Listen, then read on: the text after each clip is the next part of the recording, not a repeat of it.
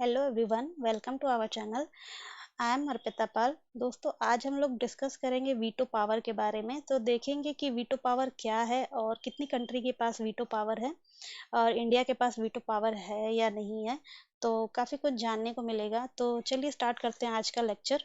तो स्टार्ट करने से पहले मैं आपको एक इन्फॉर्मेशन दे दूं। आप हमसे कनेक्ट होने के लिए हमारे फेसबुक पेज पे लाइक कीजिए और आपको यहाँ पे जो भी चैनल से रिलेटेड इन्फॉर्मेशन है वो आपको यहाँ मिल जाएंगी और बहुत सारे क्विज के क्वेश्चन भी आपको यहाँ मिल जाएंगे। तो आप हमें ज्वाइन कर सकते हैं, ये हमारा फेसबुक अकाउंट है। तो चलिए स्टार्ट करते हैं। तो स्टार्ट करने से पहले मैं आपको थोड़ा सा हिस्ट्री बता देती हूँ कि यूनाइटेड नेशन क्या है, ये क्यों बना और कितने मेंबर हैं, ये सारी चीज़ें। तो स्टार्ट करते हैं। तो हिस्ट्री इसकी ये है कि 1914 में जब वर्ल्ड वॉर वन हुआ था, 1914 से लेके 18 तक, 1914 से लेके 1918 तक, तब बहुत ज़्यादा लॉस हो चुका था। इकोनॉमिकली बहुत लॉस हुआ था और बहुत सारे डेथ हो गए थे। तो उस समय यूएसए के जो प्रेसिडेंट थे वुडरो विल्सन, उन्होंने एक चौ उन्होंने एक 14 पॉइंट प्रिंसिपल दिया जिसका नाम था लीग ऑफ नेशन। तो लीग ऑफ नेशन कब फाउंड हुआ था? 1918 में, जब फर्स्ट वर्ल्ड वॉर फिनिश हो चुका था। तो उस टाइम पे उन्होंने एक लीग ऑफ नेशन दिया और उन्होंने बोला कि अभी तक जितने भी लॉस हुए हैं, आगे इन फ्यूचर ऐसा कोई वर्ल्ड वॉर ना हो। तो इसके लिए हम सबको एकजुट होकर काम करना होगा। बट उनके ही पार्लियामेंट में इस लीग ऑफ नेशन को ज्वाइन करने से मना कर दिया और लीग ऑफ नेशन का वहाँ पे एंड हो गया। और एक और रीज़न ये है कि देखिए, अगर लीग ऑफ नेशन अगर सक्सेसफुल हुआ होता तो वर्ल्ड वॉर सेकेंड नहीं हुआ होता, तो ये भी एक फेलियर ही है। तो जब सेकेंड वर्ल्ड वॉर हुआ था, सेकेंड वर्ल्ड वॉर कब हुआ था? 1939 से 1945 तक। तो उस समय बहुत ज़्यादा लॉस हुआ था। तो फिर सारी कंट्री ने ये डिसाइड किया कि आगे हम ऐसा कोई वो बनाते हैं, ऑर्गेनाइजेशन बनाते हैं जो सारी कंट्री को लेके काम करेगा और आगे कोई भी थर्ड वर्ल्ड वॉर नहीं होगा। तो 1945 में सैन फ्रांसिस्को में एक मीटिंग हुई, जिस मीटिंग को हेड कर रहा था यूएसए, यूके, सोवियत यूनियन और चाइना प्लस 50 गवर्नमेंट। ये सारे लोग मिलके एक मीटिंग डिसाइड किए और उस मीटिंग में यूनाइटेड नेशन बना। तो आपसे ये क्वेश्चन पूछा जाएगा कि यूनाइटेड डे कब होता है? तो यूनाइटेड डे होता है 24 अक्टूबर 1945 को। ठीक है। अब अभी तक इसमें कितनी कंट्री मेंबर हैं? तो 193 कंट्रीज की मेंबर हैं। और मोस्ट रिसेंट किसने ज्वाइन किया था? तो मोस्ट रिसेंट आपका था साउथ सूडान।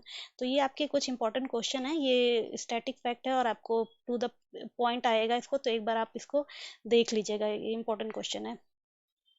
तो यूनाइटेड नेशन बना, इसका मेन पर्पस क्या है, इनके क्या काम है और ये कैसे वर्क करता है? तो देखिए, यूनाइटेड नेशन का मेन काम क्या है? पीसफुल पीसफुल तरीके से कंट्री काम करेगी और सारे जितने भी कंट्री नेशन है वो उनके बीच में फ्रेंडली रिलेशन रहेगा। आपस में ये एक दूसरे को सपोर्ट करेंगे आगे बढ़ने के लिए। और अगर किसी देश में लिटरेसी कम है तो उसको कैसे बढ़ा सकते हैं, एक दूसरे की हेल्प करना, वहाँ के लिविंग स्टैंडर्ड को हाई करना, हंगर जो भी है उसको सही करना। और जितने भी डिजास्टर आते हैं तो सारी कंट्री मिलके एक दूसरे को सपोर्ट करते हैं।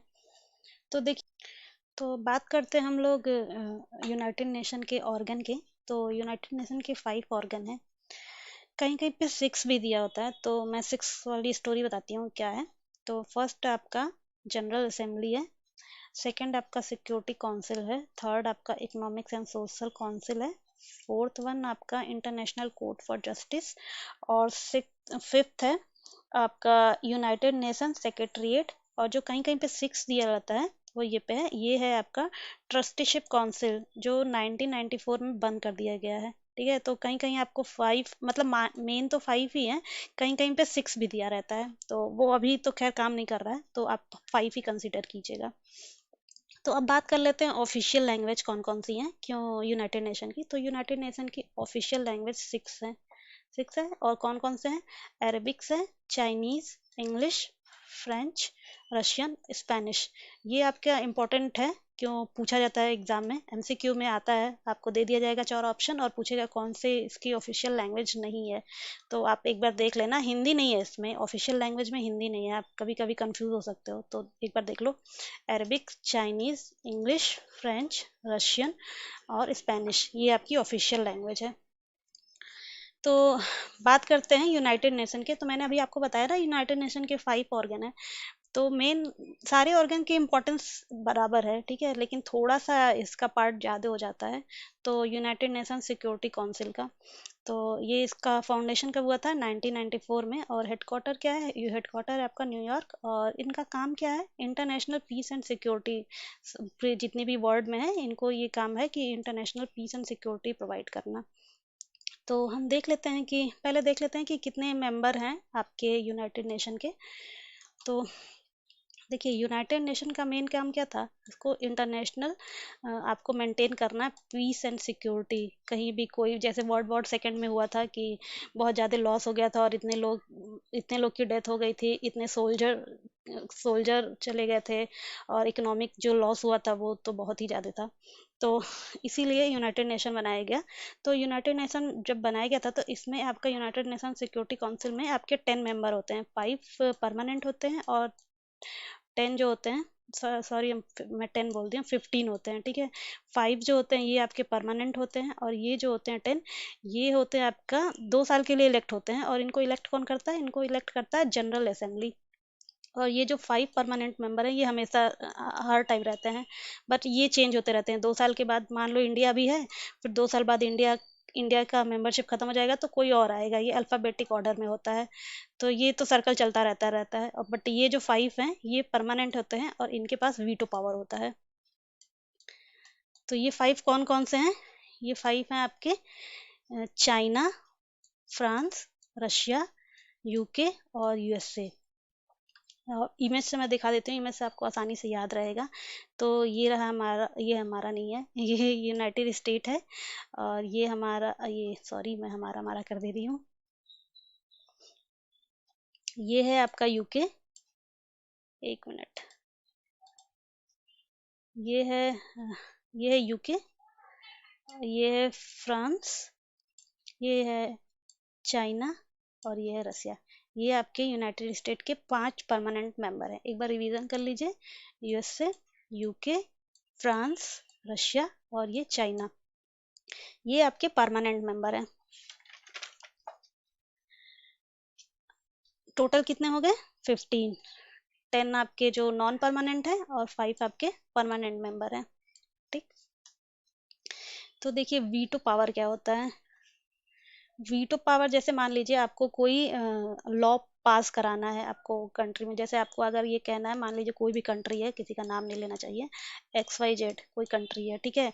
और आपको ये बोलना है कि ये कंट्री जो है इसने बहुत ज़्यादा टेरर कर रखा है और इसको टेररिस्ट कंट्री डिसाइड किया जाए, मतलब इसको डिक्लेयर किया जाए कि ये टेररिस्ट कंट्री है। तो क्या होगा, आपके 15 जो टोटल तो 15 है, इसमें से आपको अगर 9 वोट अगर आपको मिल गया, तो ये फिर डिक्लेयर हो जाएगा कि ये कंट्री जो है ये आपकी टेररिस्ट कंट्री है।